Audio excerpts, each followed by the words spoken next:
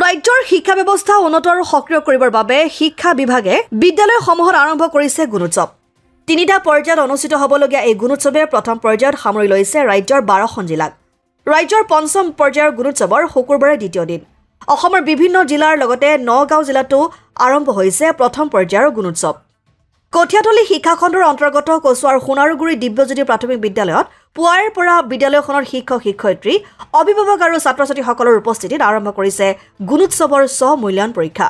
বিগত বৰ্ষৰ গুণোৎসৱ প্ৰক্ৰিয়াত উক্ত বিদ্যালয়খনে যথেষ্ট ভাল মানৰ ফলাফল দেখুৱাবলৈ সক্ষম হোৱা বিদ্যালয়খনে এইবাৰো যথেষ্ট ভাল ফলাফল দেখুৱাব পাৰিব বুলি আশা প্ৰকাশ কৰিছে। সঁচাকৈ ক'বলৈ গ'লে অসম চৰকাৰৰ যিটো নিৰ্দেশ বা নীতি সঁচাই প্ৰশংসা কৰিবলগীয়া।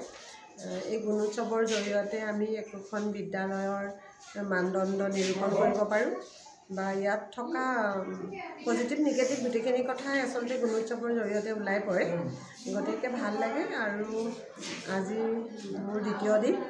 সঁচা এইখন ঠাইত আহি মই অলপমান আৱেগিকো হৈছোঁ এইটো কাৰণে, এইখন জেগা মোৰ জন্ম জেগা, মোৰ মা দেউতাই ইয়াতে কাম কৰিছিল। গতিকে ভাল লাগিছে আৰু আহি থকা দিন আৰু এটা দিন আছে, সেই দিনটো মোৰ ভালকৈ পাৰ হৈ গ'লে মই সঁচাকৈ গুণোৎসৱ সফলভাৱে পৰিসমাপ্তি হোৱা বুলি ক'ব পাৰিম। ফলাফল কেনে হ'ব বুলি আশা কৰোঁ? ফলাফল মই এতিয়ালৈকে ক'ব পৰা নাই।